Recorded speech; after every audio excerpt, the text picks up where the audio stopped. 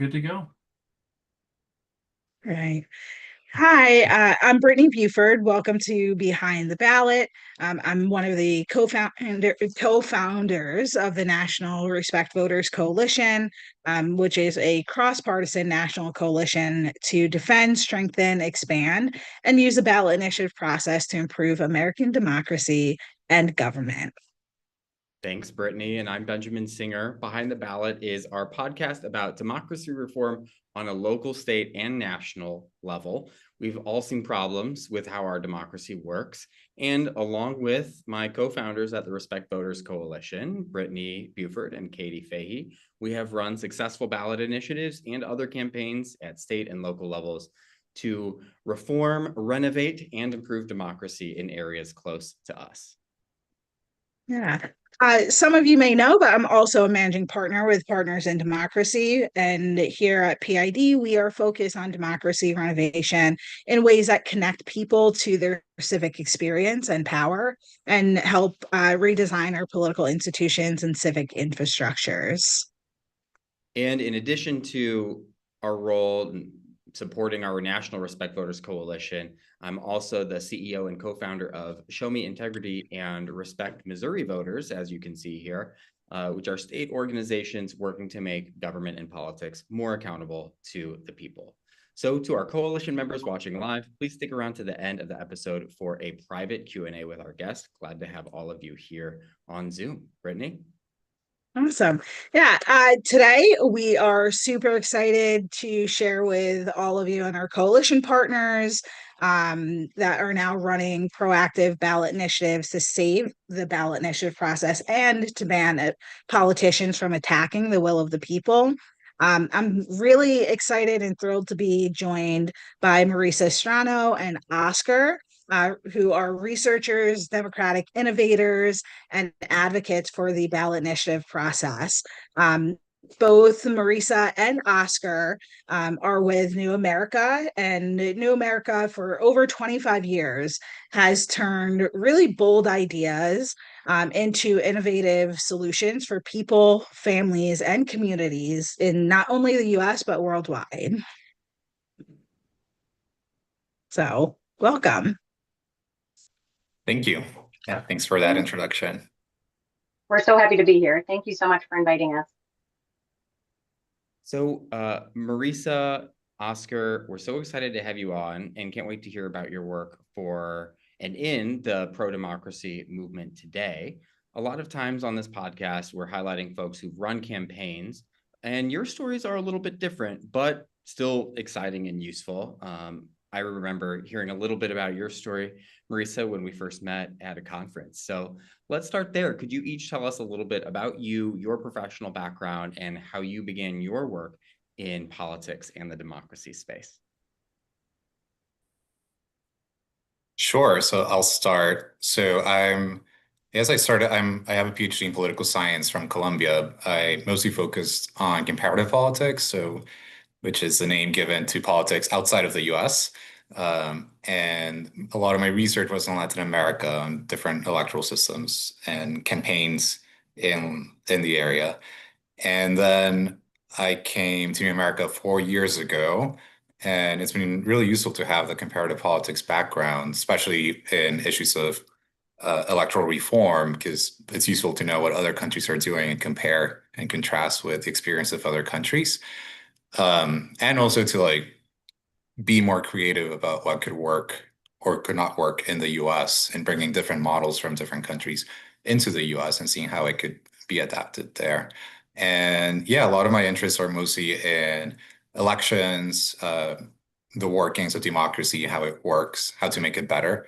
And I've been super lucky at a place like New America to have the position to be able to research these things, and now including direct democracy and things like ballot measures and how they work, what are patterns that we see out there with direct democracy, and what are good ways to improve the process as well.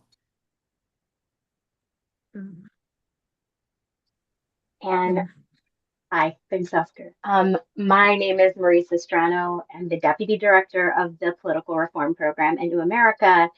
I have been involved in the democracy US politics world for quite some time. My first big kid job out of college was as a staff writer at Ballotpedia. And this is probably one of the few audiences that I'll speak to in my life that know what Ballotpedia is. So I don't need to tell you all what an incredible resource it is. And that job, I was so lucky to get that job. I kind of stumbled in during the height of the recession when permanent, full-time, stable jobs were thin on the ground. And I also didn't actually study political science and government, but I was always interested in politics and how government worked. I grew up in an inter-party household in a fairly politically heterodox region of central New York. So I was no stranger to political debate. I was exposed to many different viewpoints. I was fairly open-minded. My parents did a pretty good job of modeling civil discourse. So Ballotpedia was a very hospitable workplace for people who were open-minded and came from lots of different political persuasions. And it gave me a bird's eye view and sometimes a very close-up view of the vast array of state election systems in effect across the country. I had no idea growing up in New York, going to school in Pennsylvania, that such a thing as top two existed or jungle primaries, that the election calendar was so scattered. So I got the best imaginable education in US government from Ballotpedia. And at the same time, an indirect education because it was a sort of ahead of its time remote job. And I was able to live abroad while working there and see up close proportional representation systems, parliamentary systems. I had friends who switched parties every election, and it was just a completely peculiar and enlightening experience to live somewhere where there were multiple competitive parties forming effective coalitions around different kinds of policy ideas. So fast forward 2018, I was very fortunate to be hired at New America, primarily to assist one of our senior fellows, Lee Drutman, on his book, Breaking the Two-Party Doom Loop, which some of you may be familiar with. If not, I would recommend you take a look, especially if you're interested in proportional representation and multi-party democracy. And I've continued working on electoral reform issues since then, leading some aspects of program management and project management. And it's been super gratifying over the last couple of years to dig into ballot initiatives, to revisit that topic after many years away from it since Ballotpedia. Thank you. Thank you. I love it. I always am interested to hear how different people became interested in the work that we all do now. What I love about the two of you and what we've heard from you in terms of your background and kind of how you got started is that they come from very different areas of interest, but ultimately land in the same democracy space with understanding that this is an infrastructure and a systems problem that we are all trying to solve, regardless of our viewpoint. That being said, you guys have been doing a lot of exciting work. I'd love for you guys to kind of dig into a bit more of what New America is and the work that you guys are doing right now. If there's any specific projects, I know we have more questions about a specific project, but what else should we know about the work that you're doing? Sure. So, I mean, as you said, New America is a think and do tank where we try to put new ideas out there in national, state level, city level conversations. So things that people are not talking about, 5, 10 years ago, like proportional representation, and we're trying to make that more mainstream. In the political reform program at New America, we have the more institutional reform side, which is more focused on electoral reforms like proportional representation. We've done a lot of work on fusion voting as well. We did research on ranked choice voting as well. And then we have a more civic engagement, civic assemblies participation branch or pillar of the program, which focuses more on how to get citizens actively involved in the policymaking process and like listening to their preferences as well through things like civic assemblies or co-governance processes. And more recently, there's also been work on how to improve governance and like the state capacity of government. And myself, I've written a lot on issues of democracy. I obviously come from more the research political science perspective, so trying to like find like interesting questions to answer that have more application to policy questions as well. So I've been doing a lot of research on proportional representation systems and things like I recently published a paper on mixed member electoral systems and how it could fit in the American system, just because it's such a complicated electoral system with so many moving parts. So we were looking at all the complications, challenges, and opportunities of how it could fit in the American constitutional context. And also been doing work on minority representation under different electoral systems and trying to explore under what conditions different systems allow the representation of minority groups, and understood broadly, mostly in terms of race and in the context of the US, but also in terms of party and political views as well. And yeah, Marisa, maybe you can talk more of the ballot measures project. Sure, sure. And thank you, Oscar, for that very thorough summary of the program's work. And just again, Brittany, Benj, thank you for including us. I realize we are outliers among your previous slate of guests because we are not on the ground.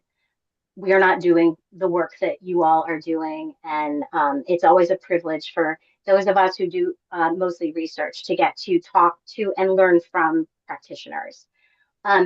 So as Oscar said, our work is mostly split between three kind of complementary nodes: the representative democracy node, the participatory and deliberative democracy mode, and then what we think kind of bridges this gap is this direct democracy node, right? Direct democracy, ballot initiatives are an indispensable vehicle for achieving some of those representative democracy reforms that we talk about.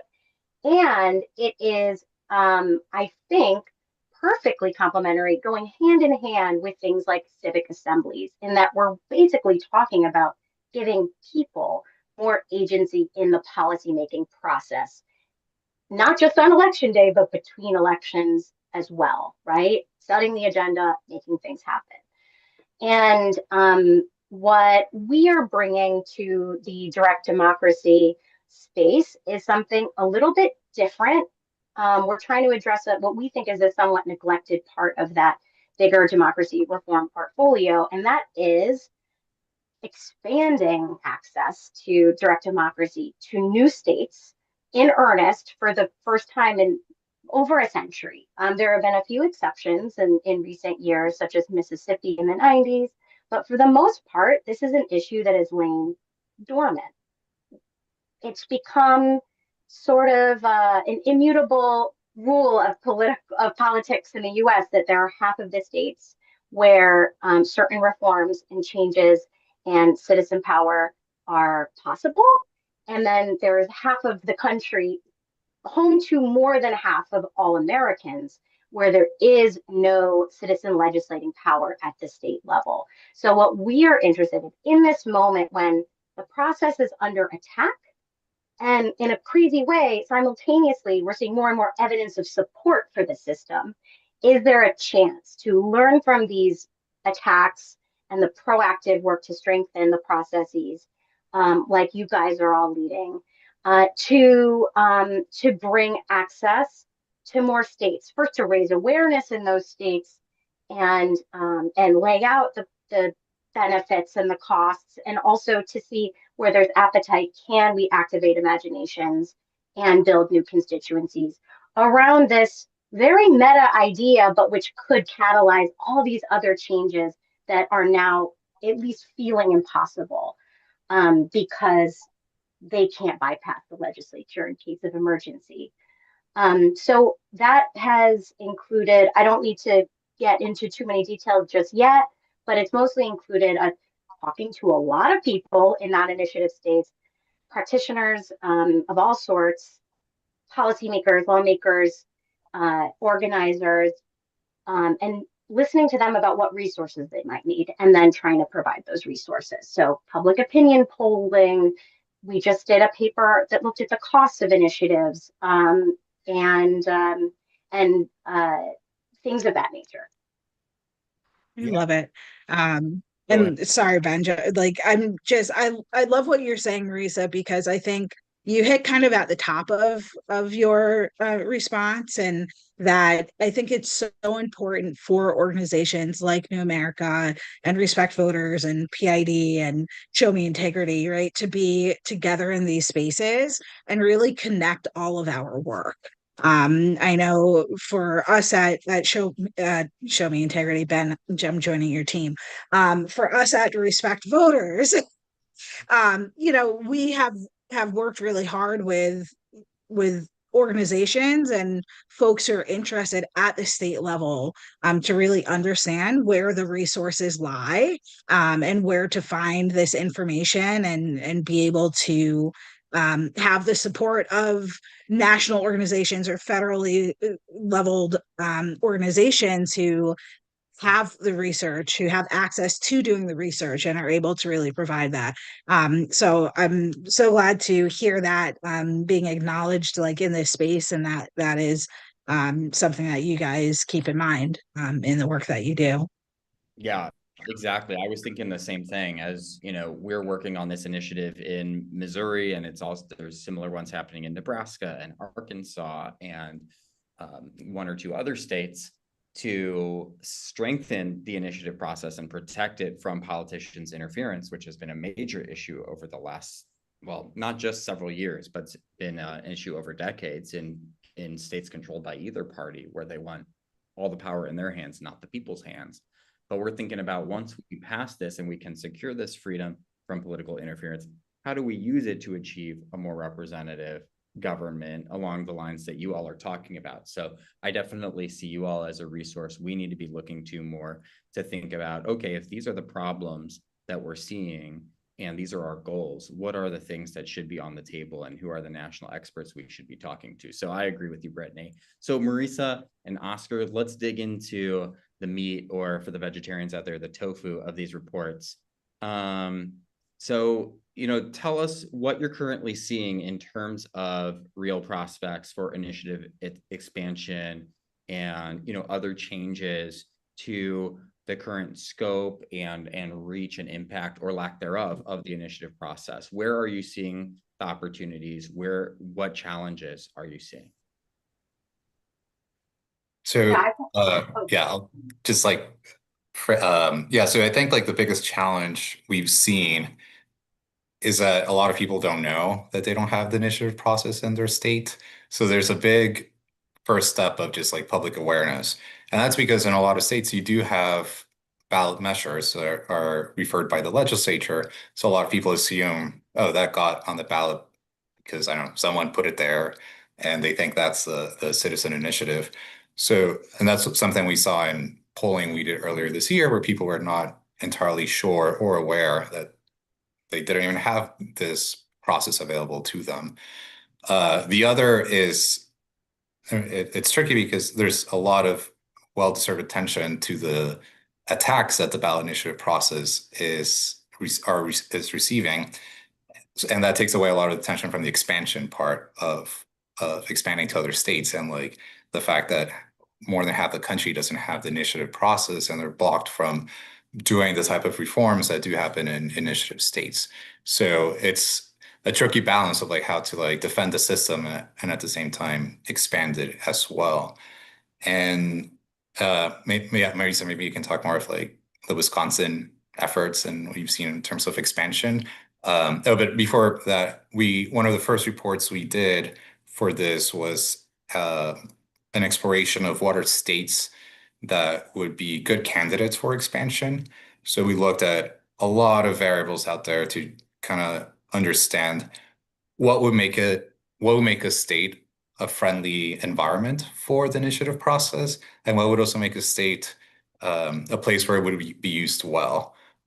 So we are concerned, one, about like the opportunity of like, can this actually happen in the state? But then we were also concerned about we had this principle of do no harm. Like, would this be misuse, abuse, or exploited if it happened in the state? So we were looking at things like racial turnout gaps or barriers for people to participate in the process in voting. But also at like how competitive are the elections in the state? Like, is the state legislature flipping parties like every now and then? Is there like openness from people there for this process? So we were looking at all these different indicators to identify some of these states. One of the top states we identified was Wisconsin, and luckily the empirical world told us like we were kind of right when we started hearing more that there were more and more efforts in Wisconsin happening. Even like the governor came out saying supporting expand or having the initiative process in the state. So we thought that was like a really good verification of the work we did in terms of all the indicators that Wisconsin was one of the top candidates for the ballot initiative expansion. And then we started seeing all these efforts that Maresa can talk better about on the ground.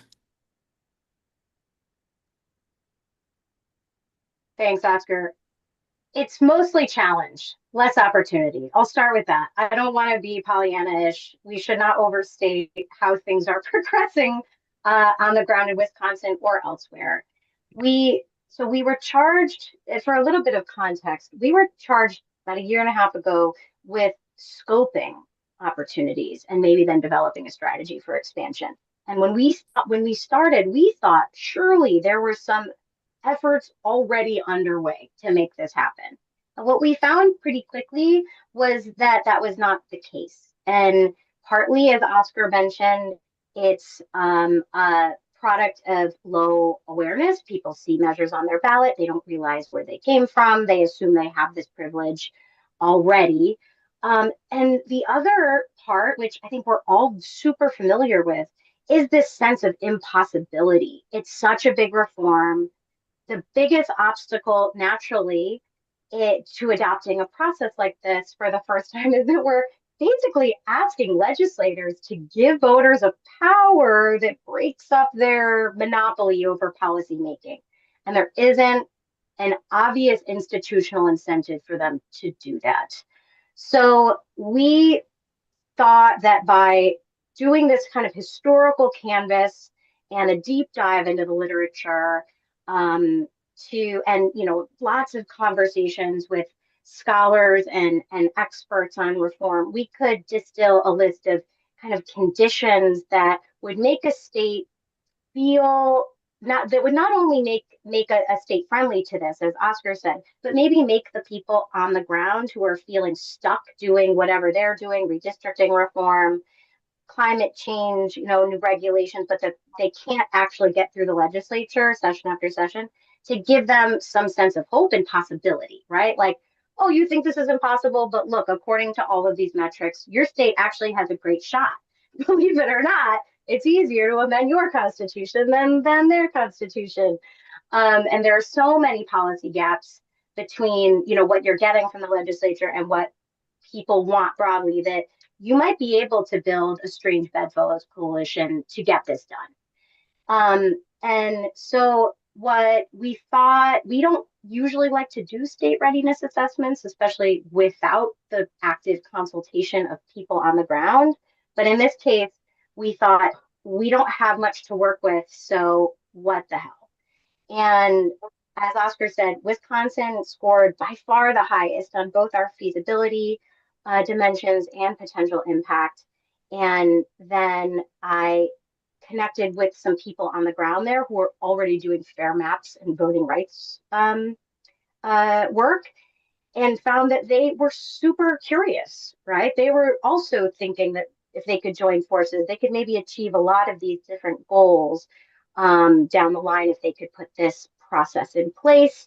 So I have had the great privilege and opportunity to be invited into their meetings, their coalition calls, to be able to learn what specific concerns they have, and to try to address them, to assuage some of their doubts where they have them, but also to validate concerns they have so that we don't seem like crazy activists who aren't considering potential drawbacks, right? And one particular product that emerged out of those conversations, but also conversations with folks in other states, some of which ranked very high on our readiness assessment, some lower, that the cost of importing a process into their state and the perceived capture of this process by wealthy interests was going to be a huge roadblock, not just to building this like nascent coalition, but to getting a lot more people on board, including funders. So we decided to confront those concerns, which I think are also dogging people who are on the front lines of defense, right? These claims about the capture of the process are also being used as justifications to restrict access.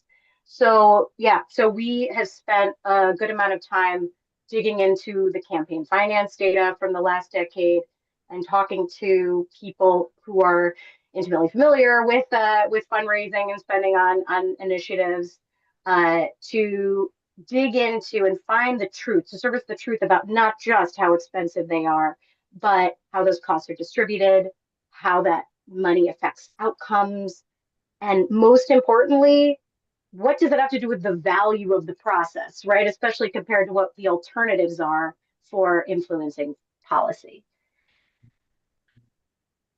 Yeah, and I'm so glad that you touched on the piece of the cost of all of this, right? Because it's so cost prohibitive, especially for smaller state-run organizations that maybe haven't done this before, don't really understand the cost, and quite frankly, creating a ballot initiative to deal with the process of ballot initiatives in some states that already have it, right, is not something that necessarily runs through a lot of people's mind, right? And yet everyone is using the ballot initiative process in the states that have it, and the states that we're looking to expand to.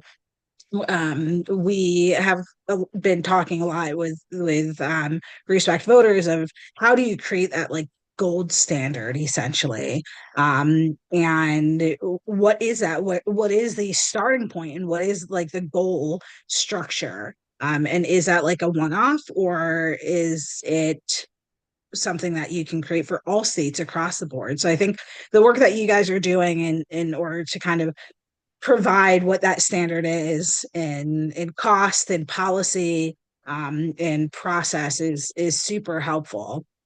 That being said, I want to like dig in a bit more to that report of that you guys created around the cost, and what was like the conclusion of that report and cost, or how has that been received by funders, if they've already read it. Hopefully, I hope they have. It's really needed. But what has that shaped out to be in what you guys are seeing? Sure. Well, if you haven't read it, please go to our website and it's in there. I would say, so yeah, one of the motivations for the report was trying to understand, okay, what are truly the costs of this, like what are driving the costs as well. One of the takeaways that we quickly found when doing research on this was that it's not the same in every state. And a lot of the understanding of the ballot initiative process comes from how it works in California, because it's such a huge state, dominates the news all the time. So whenever something happens there, ends up affecting perceptions of the process everywhere. And yes, like California has one of the most expensive ballot measures campaigns. Like it's like off the charts, like quite literally. And that's a function both of like the size of the state and also just like all the money in the state. But then we actually saw, like, if you look at the median ballot measure, it's a lot lower. I forget the exact numbers, but I think it's like around 10 million, which it's still a lot of money. It's still, and it can still be inaccessible for a lot of groups. But one of our guiding principles with this report is that cost itself is not a justification to get rid of the process. There's a lot of, and that's more of a, I guess it would be like a normative take on this. Yes, there are a lot of processes in democracies that cost money. We don't get rid of them because they're expensive. We try to figure out ways to make them more accessible or figure out like, okay, what is it that is driving the cost here? But yeah, like we don't get rid of elections because they're expensive. We try to figure out like different ways to like do them. And we have the same principle for ballot measures. And one of the things that take up a lot of costs is like the initial down payment of just signature gathering for the initiatives. And that's like the first big roadblock that people face. And a lot of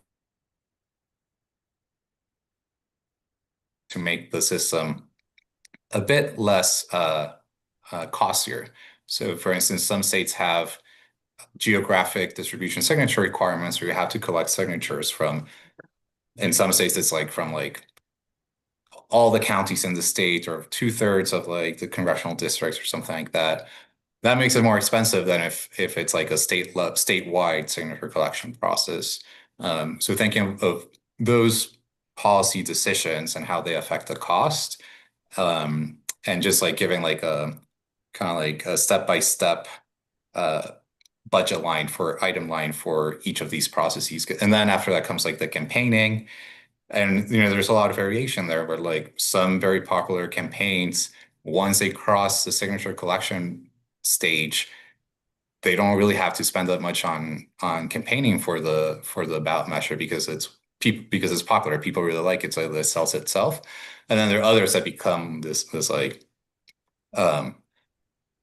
not to overuse the term, but doom loop of just like funding because I think we're seeing it right now in like the fall ballot measure in California with the billionaire tax, where so much money is going into it, and then more money goes in support, and then more money has to go in opposition, and it just balloons out of control. So yeah, I think those were like some of the biggest takeaways. And the other that we wanted to emphasize in the report is that even though this is expensive, it's not out of line from other comparable efforts for policy change. So obviously the comparisons are not direct. It's not apple to apple to compare an investment in like, say, like a candidate election or lobbying, just because the way that money works is different. Like if you donate or the money that goes into a candidate, that candidate is going to do a lot of policies, and that candidate is free to do whatever they want once they're in power, and they have to like achieve consensus with other people once they're elected. Whereas a ballot measure is like a very discrete yes/no decision. But if you compare just like the two processes, are usually not out of line from each other in terms of channels that we have right now for policymaking change. Absolutely. And, I think 49 out of our state's 50 constitutions say that all political power is vested in and derived from the people. And when you have legislative bodies being, unrepresentative or unresponsive to the needs of the people, the initiative process is such a great way to, get our democracy back to the value, the roots where it's supposed to be serving the people. So I appreciate you pointing out that despite the cost, that shouldn't be something preventing people from wanting to use it. And I want to talk about that a little bit more in a moment, but Maresa, go ahead. Thanks. Just to plus one what you said, Benj, and I think that because it's doing its job right now in that way, that the process is working as intended. And by that I mean when representative channels, the normal way of doing politics and policymaking, when those channels are blocked, those are the moments where the citizens step up and they take advantage of this tool. And that's what's triggering the backlash, right? It's working too well. So lawmakers are trying to pump the brakes, right? I love kind of this tag team that Oscar and I are doing. Like he tees me up and I get to fill in the blanks. I actually pulled up some of the top lines, so I'd be happy to share some of those. But I want to first say that it's not always when we say like they're expensive, ballot issues are so expensive compared to legislative lobbying, compared to candidate campaigns.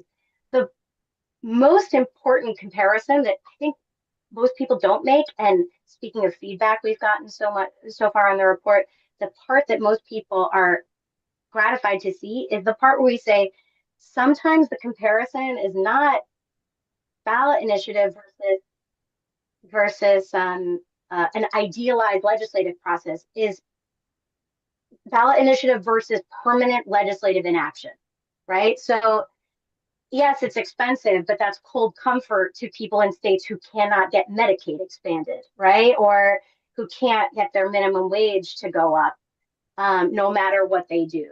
So that kind of invisible, fuzzy, hard to quantify comparison, we think is important and deserves to be elevated in the conversation. But anyway, so Oscar, you mentioned that the median cost total overall for campaigns over time is much lower than some of those headlines from California and Florida. And in fact, over the 10 years that we looked at, the median campaign actually cost 6.6 million. So much lower than those blockbuster, $200 million campaigns that we have seen out of California. Of the campaigns that have cost a ton of money, right? Again, they are almost all in California and Florida.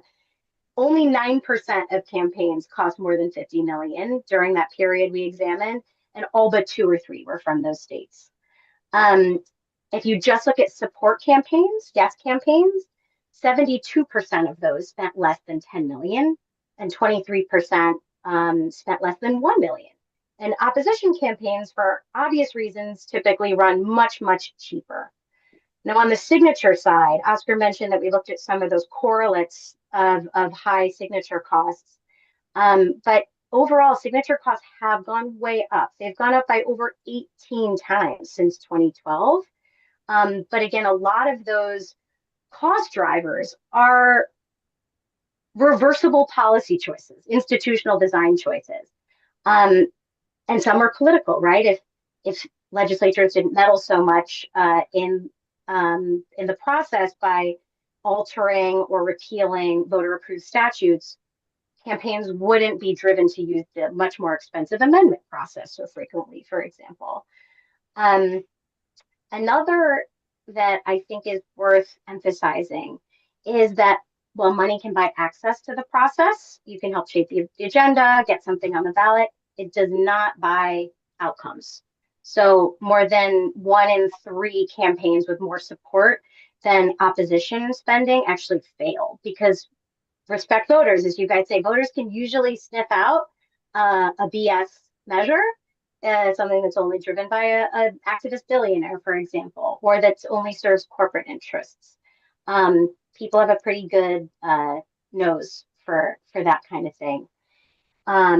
And I have so many more fun numbers and stats, but I'm going to leave it there, and you guys can check it out later if you're interested in learning more. Love it. Love it. Love it. This is all such great information, and I think just being able to name numbers is like half the battle, right? People don't even know where to start. So definitely, we've put the reports and links in the chat for the folks live, and for those that will be looking for it later, we'll make sure that those links are also posted. And I want to, we're capturing some of this great stuff too. So I want to pause for a moment because I know recording stopped, but I want to try to get that restarted if possible.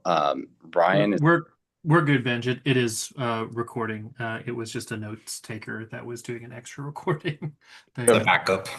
Yeah, it was the backup. Awesome. Then hello world. So Maresa, thank you for running through that. And I'm glad that we capture those for posterity. And I wish your words would go straight to the ears of our legislators here in Missouri and the other dozen states where they're trying to make it more difficult and more expensive while claiming that it's because they think that the process has been captured by wealthy interests. And here their changes are making it so that only wealthy interests can use it. But I also want to point out, and I'll pivot this into one of the questions we wanted to ask you, that I really wish Katie, of course, were here because she's so excited about the possibility of expansion. She's really the one of the three of us who's been driving that conversation. So I know she'll want to follow up.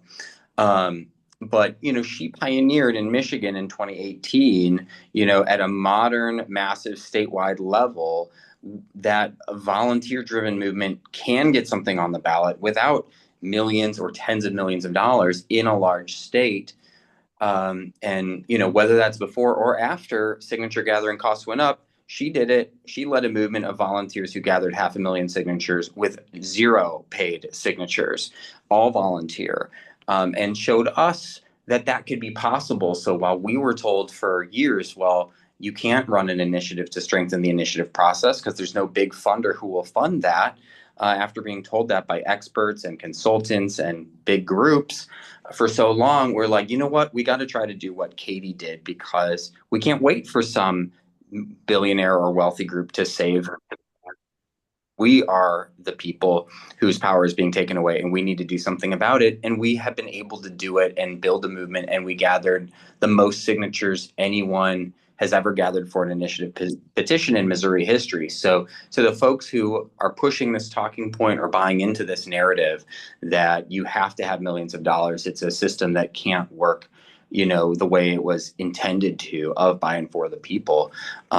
We want to show that that's not the case. And so our question for you on this is, because a big part of our mission is building the skill set and the capacity and the knowledge and the abilities of these practitioners across the country who want to be doing people-powered initiatives.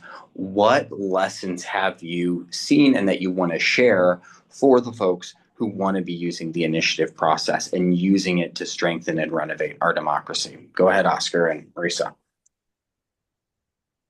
Yeah, I'll say, one of the things we've seen is like tying the initiative process to a popular issue that people care about and they can identify and see how the initiative process is a way to enact change. That seems to be quite fruitful. Especially, the initiative process in the abstract can be a bit maybe too far removed, but once you tie it to an issue that people care about, then you start getting people excited about it. And when an issue is popular, when it has like popular support, it also becomes easier to campaign for it and get the signatures, and you don't need the millions and millions of dollars for the campaign. A lot of the ballot measures that cost over more than 100 or 400 million dollars are for issues that are really not popular. Some of these are like it was like for making gig work for gig workers in California, and there's like a lot of money from Uber like fighting it. So a lot of the issues that are not popular end up having like a lot of money behind them because you need to like use that money to like raise the salience of the issue and make people care about it. But if you have an issue like gerrymandering or like redistricting, for instance, and you tie that to the initiative process, that can really electrify people behind it. And then the other, in terms of for expansion, and this is like something we're still thinking about for our next report, is just like what are like the good institutional design features for the ballot measure process. Like if we think of the ballot measure process as a separate kind of like branch of government that is legislating, it just happens to be through the people directly, then what are like the right institutions that have to be in place for the process to work well? Because it can't be a free-for-all, but you also can't have too many rules and regulations. So what's like the sweet spot there for that? So that is something we're thinking about now, of like what would make the process easier for people, but maybe still too early for lessons, and you'll have to have us back for another podcast after that. Absolutely. That sounds great. So we've had to study the progressive era quite a bit for this project because that was the time, right, in reaction to the Gilded Age, that the states that have the initiative today, for the most part, adopted their initiative processes. So we're talking about end of the 19th century up till about 1920. and about 20 states adopted initiative and referendum in that period. It's undeniable to anyone who's looked at the progressive era and the Gilded Age that preceded it and caused it, that we are living in very similar times, right? We're in a moment of high economic inequality and populist unrest and political and partisan realignment. Like, the conditions now are just as ripe for these big reforms as they were back then. So I think we should all be taking cues from the narratives that really resonated back then that help bind some of these odd coalitions of journalists and elites with farm workers and socialists and populists, and also major players within the two major parties, because they had to be involved for these changes to be enacted.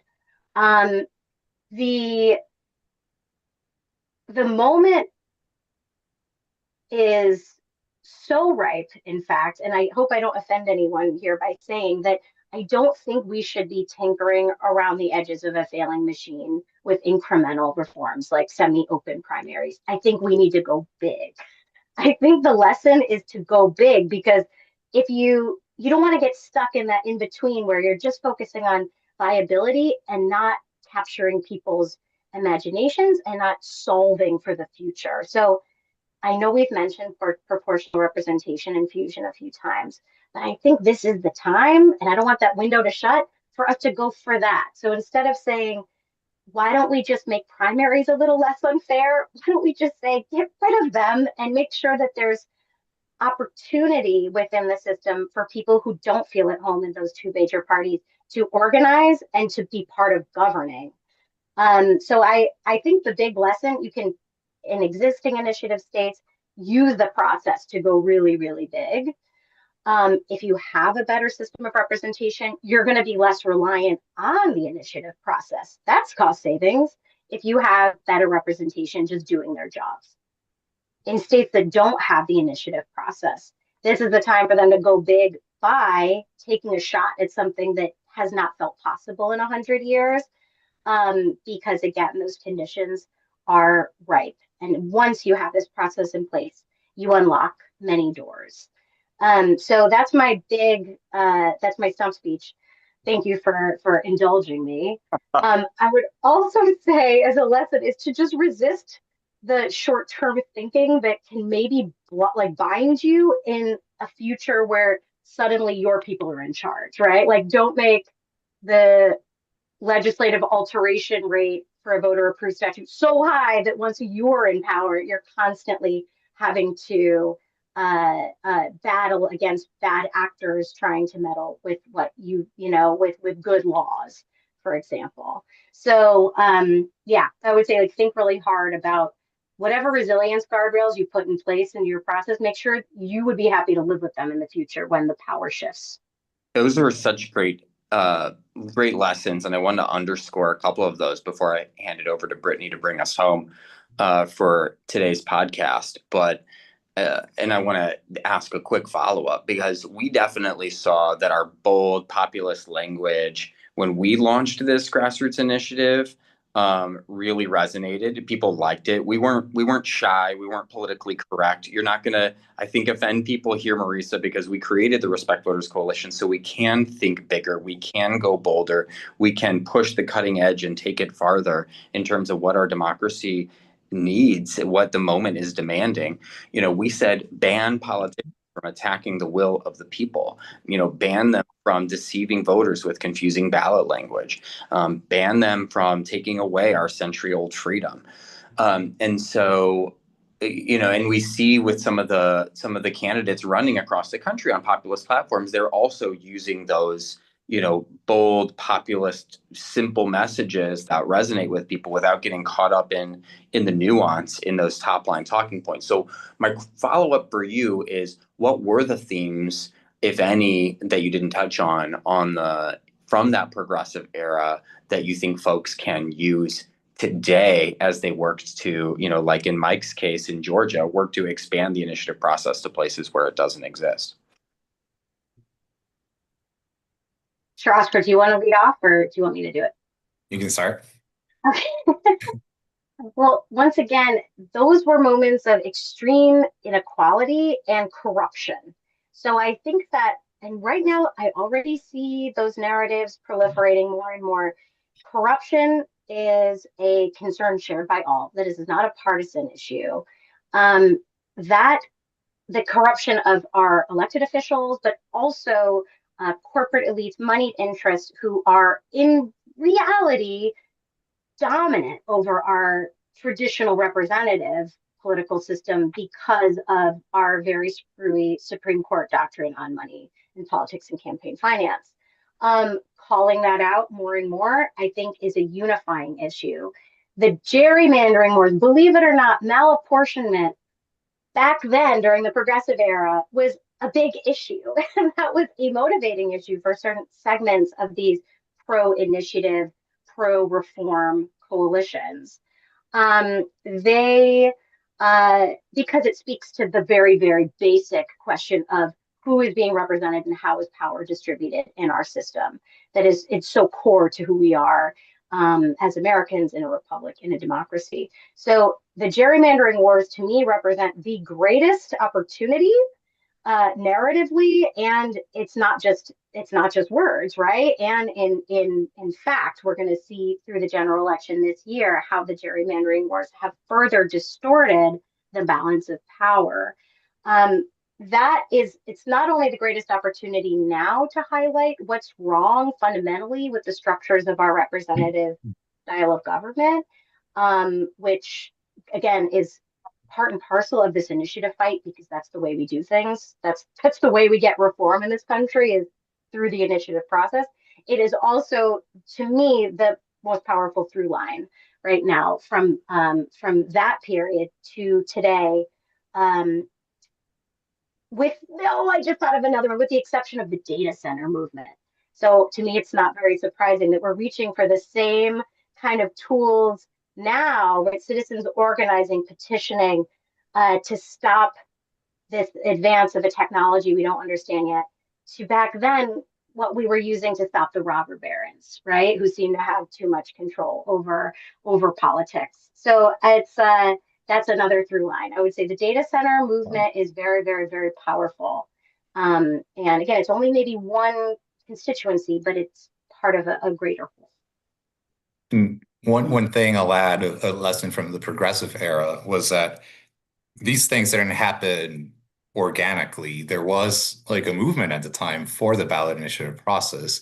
I can't remember his name, but there was a guy who was really into the ballot. He had gone to Switzerland or something, came back with the lessons from there, and started writing pamphlets about it and organized like a national league for ballot initiative process. So I think it's a reminder that yes, there are these like structural factors like frustration with corruption and the lack of electoral competition, but you still need some sort of leadership and like national networks to be able to push it in this way, or in a particular way. But back then, you would write a pamphlet and that became like policy. So now we have to think of like creative ways of communicating these policy proposals for other people. So I don't know what the equivalent would be today. Like A TikTok pamphlet. a TikTok, yeah. You need someone to do a TikTok campaign. Yeah. There was such thing as a direct legislation league. So if a funder wants to reconstitute that, that would be great. Yeah, let's get all those funders on it. Here we are. Right. No, this has been really great. It has been such an honor to hear from both of you this hour.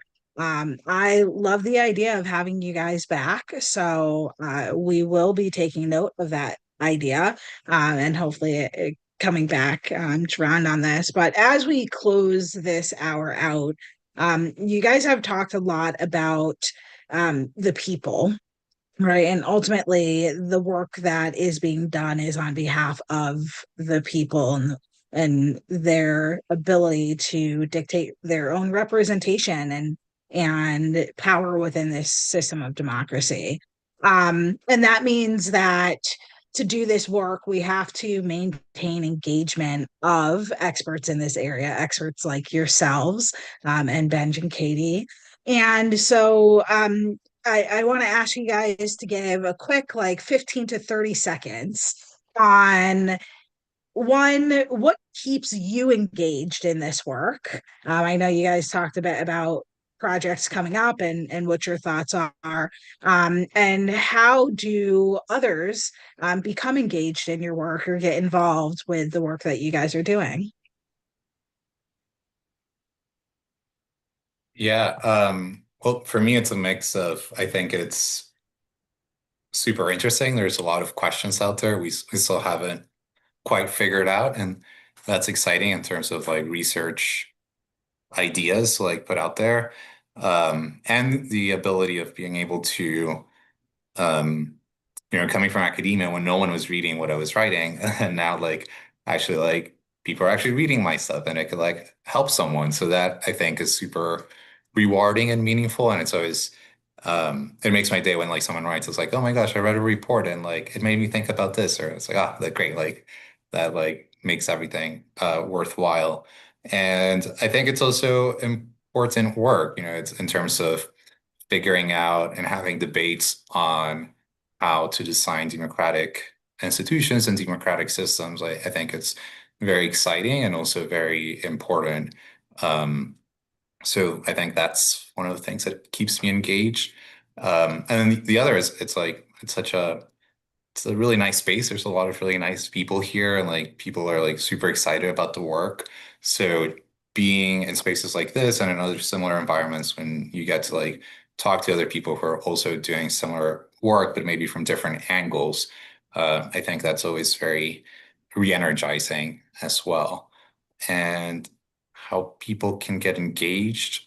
I mean, there's so many different ways well, one, I wouldn't put the burden of reading our reports on people, but we try to put different types of work either through podcasts or shorter articles for people out there. And I think that's also a challenge on us of how to like make this work more accessible to more people so that people find it more interesting. So we're hoping to do more of that and like being able to do more multimedia or something for getting people more engaged with this. Love that. Yep, couldn't say it better myself. Thanks, Oscar. Yeah, you can find our research and our writings on newamerica.org/political reform. Our program now is situated within the issue area of democratic futures. If you're navigating through the website and can't find us easily, I I know we're talking about the people, and that just feels like the right place for me to start, and I will try to keep it very short. So we have the people, the demos, and the abstract, and they matter, and we work for them ultimately, but also the people who occupy this political reform, pro-democracy world are lovely, and I really enjoy working with them. And that is what keeps me engaged.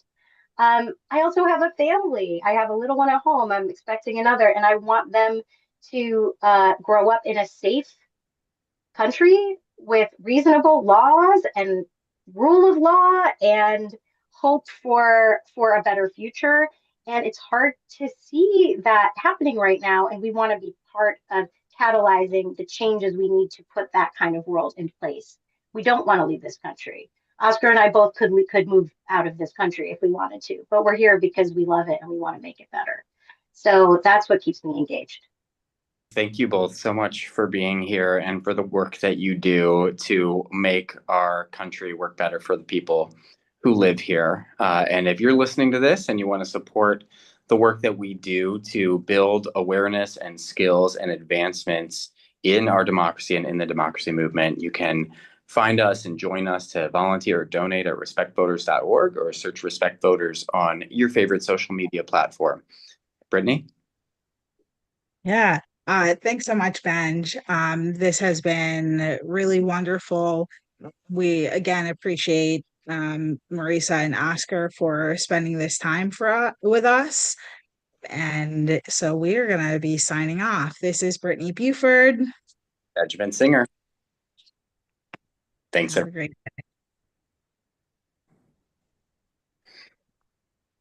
All right, we're good. Let me remove the pins from Awesome. everybody.